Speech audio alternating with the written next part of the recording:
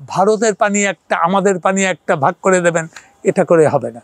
কিন্তু বাঁধটা যদি আমি রাজনীতির জন্য তৈরি করি তাহলে তা দিয়ে লম্বা সময় খুব লাভ হবে না। বাংলাদেশে নেওয়া উচিত ছিল, বাংলাদেশ ভারত একসাথে নেওয়া উচিত ছিল, এবং বিভিন্ন ধরনের প্রস্তুতি, টেকনিক্যাল প্রস্তুতি কী করা যেতে পারে, পলিসি লেভেলে আলাপ আলোচনা করা, সরকারের বিভিন্ন মন্ত্রণালয়ের সঙ্গে আলোচনা করা, সেটা হয়নি।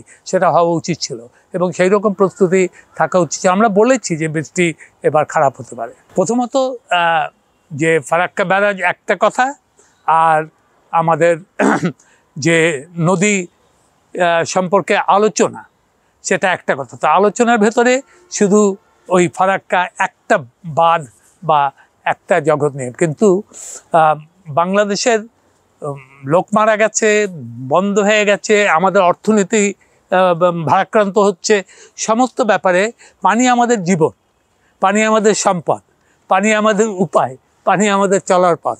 অতএব প্রত্যেকটা বাংলাদেশের জন্যে পানিই আমাদের অর্থনীতি এবং জীবন। তো সেখানে আমাদের আরও গুরুত্ব দিয়ে এই আলোচনাগুলো আরও আগে শুরু করা উচিত ছিল, এবং বর্তমানে যেন আমরা এত দেরি না করি, এবং ভারত এবং বাংলাদেশ একই সূত্রে গাঁথা, সেই জন্যে একই ধরনের চিন্তাধারা দিয়ে এদেশের পশ্চিমবঙ্গ, ত্রিপুরার জনগণ, বাংলাদেশের জনগণ সব একই সূত্রে বাঁধা। অতএব সবার জন্য ক্ষতি না হয়ে উন্নতি হয়, এবং অর্থনীতি যেন ধসে না পড়ে, এবং আমাদের পানি নীতি এবং পানি পদ্ধতি যেন বিপদগ্রস্ত না হয়, সেই জন্য আমাদের আগেই প্রস্তুতি নিয়ে আগেই এগিয়ে যাওয়া উচিত ছিল। 26 সালে চুক্তির মেয়াদ শেষ হবে, কিন্তু পানি তো যেমন আছে তেমন থাকবে, যে অবস্থায় আছে। তাহলে আমাদের চুক্তি কন্টিনিউ করতে হবে। তো এই চুক্তিকে বাড়িয়ে নিয়ে যাওয়ার জন্যে তখন আমাদের আলোচনাটা আরও তীব্রতর করতে হবে, যাতে এই ধরেন আমি বলবো প্রতি 6 মাস পরে পরে মিটিং, আমাদের দুই দেশের মিটিং, তারপরে যদি সেখানে এক্সপার্ট দরকার হয়, আন্তর্জাতিক এক্সপার্ট, তাদেরকে আনার ব্যবস্থা, তারপরে আমাদের সমগ্র জনগণের ওপিনিয়ন দুই দেশেই, তখন পশ্চিমবঙ্গ ত্রিপুরা একদিকে আর বাংলাদেশ সমগ্র সেই একদম খুলনা যশোর থেকে শুরু করে দিনাজপুর রংপুর পর্যন্ত সেটা আরেকদিকে।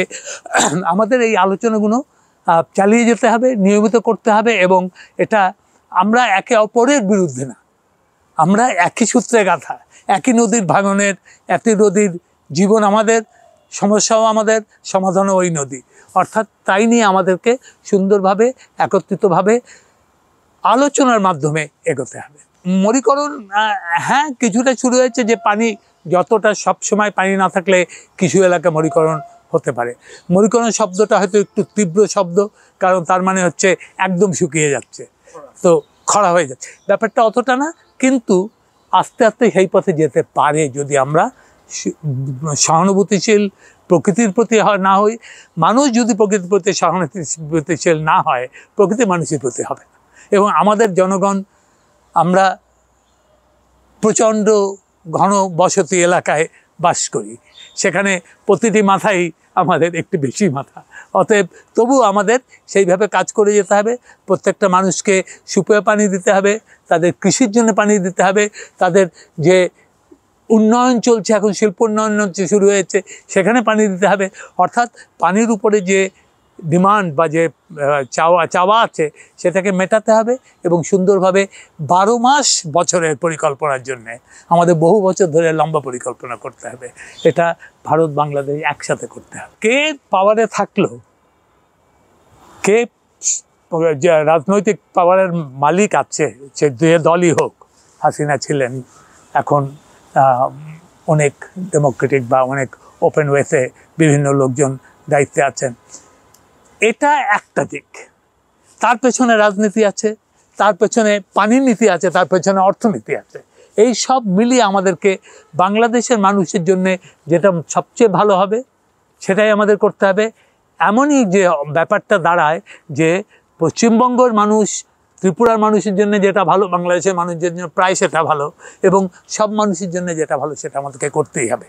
এখন সেটা করার জন্য আমাদের অর্থনীতিও তার উপরে নির্ভরশীল প্রচণ্ডভাবে, আমাদের স্বাস্থ্যনীতি, আমাদের খাদ্যনীতি সবই পানির সঙ্গে নির্ভরশীল। সেই জন্যে বাংলাদেশকে ভারতের সঙ্গে নিয়মিত বসতে হবে। আমার ধারণা প্রতি 6 মাসে একবার বসতে হবে। তারপরে সেটাকে একটা নৈতিক চিন্তাধারার দিকে এগিয়ে নিয়ে যেতে হবে, যার ফলে আমরা সুস্থ পরিকল্পনা করতে পারি উভয় দেশে, উভয় জনগণের জন্যে এবং উভয় ইকোসিস্টেম, দুদিনের যে ইকোসিস্টেম একটার উপরে আরেকটা নির্ভর করছে তাদের জন্যে। তো এটা একটা আলোচনার মাধ্যমেই এগোনো সম্ভব। সুচারু বৈজ্ঞানিক চিন্তাধারার মাধ্যমে, যেটা আমরা বলি ইকোসিস্টেম সায়েন্স, সেই ইকোসিস্টেম সায়েন্সের ব্যাপারটা বুঝতে হবে। পানি, জমি, ফসল, নদী, মানুষ সবাইকে নিয়ে আমাদের এগোতে হবে। বাঁধটা যদি পানি পরিকল্পনার মাধ্যমে হয় উভয় দেশের জন্য, পানির জন্য, তাহলে একরকম। কিন্তু বাঁধটা যদি আমি রাজনীতির জন্য তৈরি করি তাহলে তা দিয়ে লম্বা সময় খুব লাভ হবে না, তাতে ঝগড়া বাড়বে। আমরা ভারতের সঙ্গে দ্বন্দ্বের মাধ্যমে এগোনো কঠিন। আমরা আলোচনার মাধ্যমে উভয় দেশের জনগণ একই, যেটা মঙ্গল হবে বাংলাদেশের জনগণের জন্য, দেখা যায় যে ত্রিপুরা, পশ্চিমবঙ্গের মানুষের জন্য সেটাই মঙ্গল হবে। অর্থাৎ দুই মানুষ আলাদা না, সেখানে আমাদের সবার জন্য করতে হবে।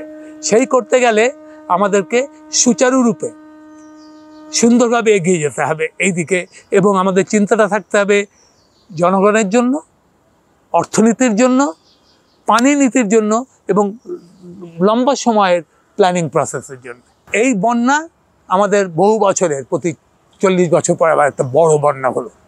অত বড় বন্যা আমরা দেখিনি সহজে আমাদের জীবনে, বা আমাদের পরবর্তী জন্মে যারা এসছেন, আমাদের যে ইয়াঙ্গার যারা, তারা এইরকম বন্যা দেখেইনি। অতএব কিন্তু এটা হচ্ছে আমাদের এই যে 40-50 বছরের বন্যা রিপিট, সেটার পথ। আমাদের প্রতি বছর যে বন্যাটা হয় সেটা সাধারণত আরও কম হয়, তো গত 10-15 বছর তাই হয়েছে।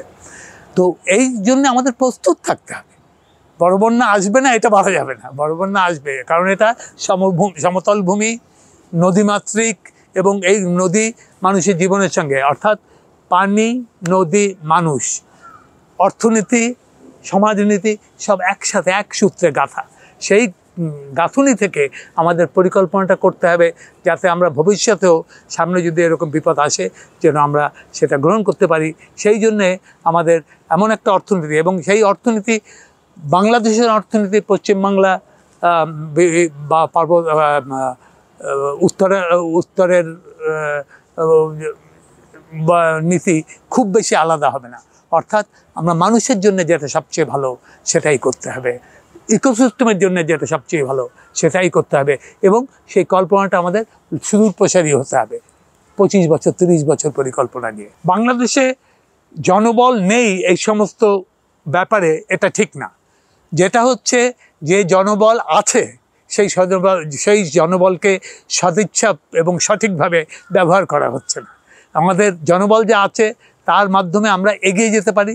যেখানে যদি বিশেষ কোনো টেকনিক্যাল এরিয়ায় আমার জনবল না থাকে, সেই জনবল যদি আন্তর্জাতিক পর্যায়ে থাকে, সেখানে আমার বাঙালি সহকর্মীরা আছেন, অনেকে কাজ করছেন বিভিন্ন বিশ্ববিদ্যালয়ে, অথবা সেখানে আমরা বাইরের এক্সপার্ট নিয়ে আসবো, সেটা তো কোনো অসুবিধা নেই।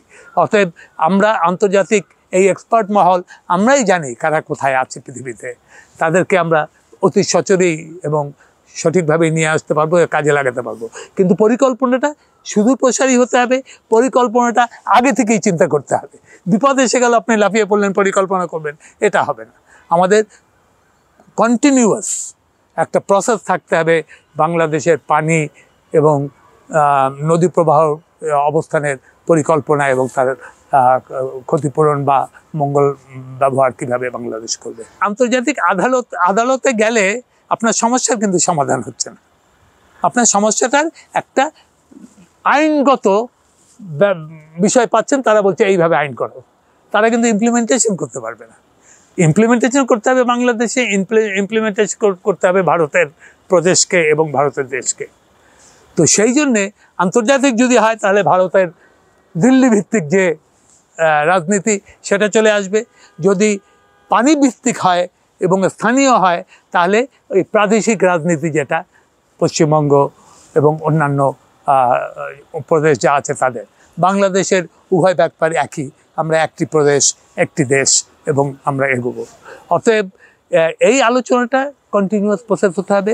প্রতি বছর আমি যেটা বলছি যে বছরে 2টা মিটিং, 2টো গ্রুপ করে আলোচনায় কী হচ্ছে, কখন বন্যা আসছে, কতটা তীব্র হবে সে বন্যা, কত জনগণ ক্ষতিগ্রস্ত হবে, কোথায় সেই জমিগুলো আবদ্ধ।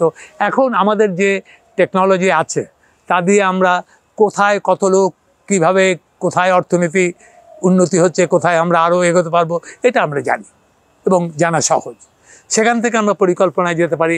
অর্থাৎ অর্থনীতি, পানি নীতি, বিজ্ঞান এবং আমাদের লম্বা সময়ের পরিকল্পনা, এগুলো সব একসাথে করি আমাদের এগোতে হবে। কে পয়সা দেবে তার নির্ভর করছে কার পকেটের দাম কত। বড়লোক সহজে পয়সা ছাড়ে না। হ্যাঁ, বড়লোক দেশ আপনি কোত্থেকে পানটা পয়সা, গরিব দেশ থেকে পেতে পারেন আপনি তার চেয়ে বেশি। এখন বড়লোকের যে অভ্যাস, সেটা তার পিছনে তার শক্তি আছে, সে সহজে তার অর্থনীতিকে আমার সঙ্গে শেয়ার করতে দেবে না। কিন্তু যেহেতু আমরা যে অবস্থায় আছি, পানি আমাদের জীবন, পানি আমাদের মরণ, পানি আমাদের অর্থনীতির ভিত্তি, পানি আমাদের সমস্যার সমাধান। অর্থাৎ জনগণ বাড়বে, মানুষ আমার পপুলেশন কত হবে আগামী 30 বছর পরে, সেটা আজকে আমাকে জানতে হবে। সেই হিসেবে আমাকে পরিকল্পনা করতে হবে। তার একটা ভিত্তি হলো পানির অর্থনীতি, পানির সমাজনীতি, পানির ফ্লো রেট, এগুলো আমাদের বুঝতে হবে। তাহলে আমরা পরিকল্পনাটা সঠিকভাবে করতে পারবো। তা না হলে এটা বেশি দেরি হয়ে যাবে, তখন পরিকল্পনা করে আমি 5 বছর পিছিয়ে যাব। তো এই জন্য সামনের দিকে তাকাতে হবে, আমাদের পরিকল্পনা করতে হবে। বাংলাদেশকে সরকার, জনগণ সবাই একসাথে এবং অন্যান্য যে অর্গানাইজেশন আছে সবাই একসাথে আমরা পরিকল্পনার পথে এগিয়ে যাব। আর অন্যান্য যে ইস্যুগুলো আছে লম্বাটা সময়ের পরিকল্পনা, সেগুলো ভারতের যে অর্গানাইজেশন আছে, বাংলাদেশের যে অর্গানাইজেশন, সেগুলো একসাথে কমপ্লিমেন্টারি, একসাথে বসে বসে কাজ করতে হবে। এটা উভয়ের জন্যই প্রয়োজন এবং উভয়কে করতে হবে। দুইতে কথা বলবো না বলে সমস্যার কোনো সমাধান হবে না।